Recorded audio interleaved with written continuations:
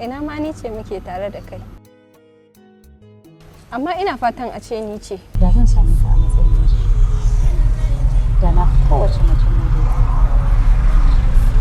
ta yayi na dukkanin damuwa. A gaskiya duk macen da ta same ka ta fi kowace mace jin daɗi a duniya. Ku haɗa kafa tsakaninku da ita. Ku hana ta jin daɗi, ku hana ta shan iska, ku hana sukuni. Abinci ma idan ta ajiye sai ta kasa ci gaban ta ya daram ya faɗi. Mami, ai wallahi bacci ma sai ta kasa a cikin gidan. Alhamdulillah. Kin ga yadda ake abu? Ba zan taɓa bari wannan auren ya wakana ta daidai ba. Sai na kuntata wa Hairana. Na wulakanta ta. Sai na sa ta ji a ranta dama bata zo duniya ba. Sai ta tsani kanta. Sai na sa al'amin ya mata wulakanci. Ya kike ta nuna wani abu ne irin uwa baki da laifin nan ko biki wani abu ba. Kaman irin mutuniyar kirkin nan.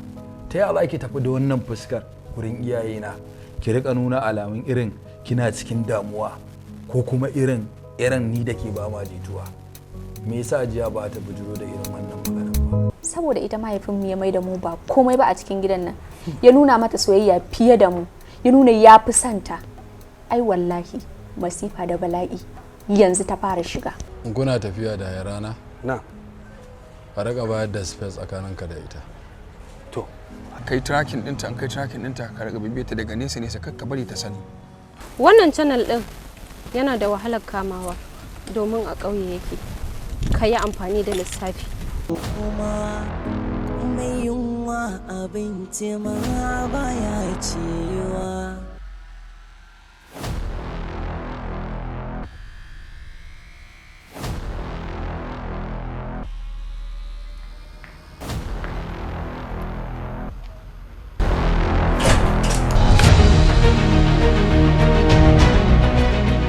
Sassauci Islamic Medicine kullum muna bincike cikin littattafan addinin Musulunci domin binciko muku ingantattun magunguna da suka yi daidai da matsalar da suke damunku a halin yanzu. Musamman masu fama da matsala na masturbation, ma'ana istimina'i.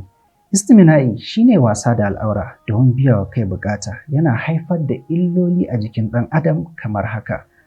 Yana haifar da ƙanƙancewar gaba, sa'annan yana haifar da saurin inzali. Sa'annan yana haifar da fitar farin ruwa, yawan mantuwa ko kuma fitsari akai-akai. Sa'annan yana sa bugun zuciya ko rashin riƙe hadda. Idan ya yi ƙarfi a jikin ɗan adam yana hana shi aihuwa. A cibiyar sassauci idan ka zo muna da ingantaccen maganinsa da za mu haɗa maka, ka yi amfani da shi cikin sati 2 zuwa 3.